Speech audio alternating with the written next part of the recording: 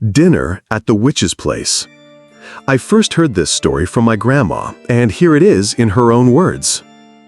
Back in her small rural town, there lived an old woman, probably around 65 or 70, who everyone believed was a witch. She kept to herself, never spoke to neighbors, and her house stood at the very edge of town. People avoided even walking near her place. They didn't want to risk catching her eye. When my grandma was about 15, she and her friends decided to sneak into the woman's yard to steal some apples. They weren't really sure if she was a witch, but as the saying goes, you don't believe it until you see it. So they climbed her fence, started picking apples, and stuffing their pockets. Suddenly, the witch came out on her porch and started yelling. The kids couldn't make out what she was saying, but they were terrified.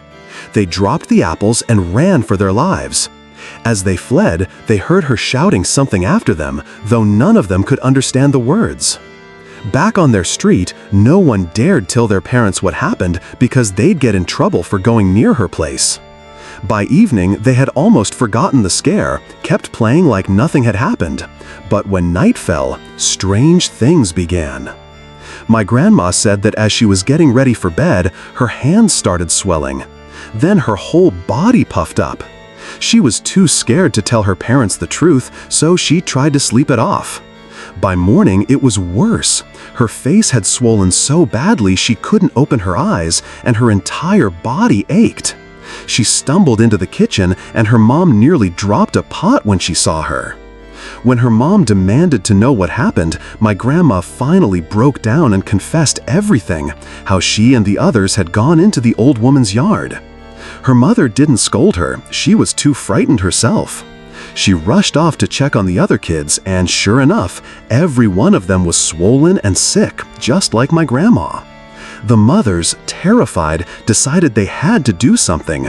They gathered whatever they could, eggs, milk, vegetables, and went together to the witch's house.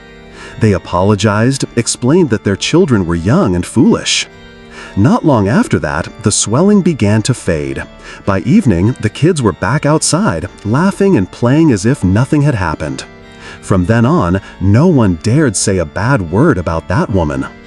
Some folks in town even claimed that at night she could turn into a giant pig and wander through people's yards. A few years later, the woman died, and the whole town seemed to breathe a little easier. But her house still stands, rotting, sunken halfway into the ground. And to this day, people walk around it, never past it.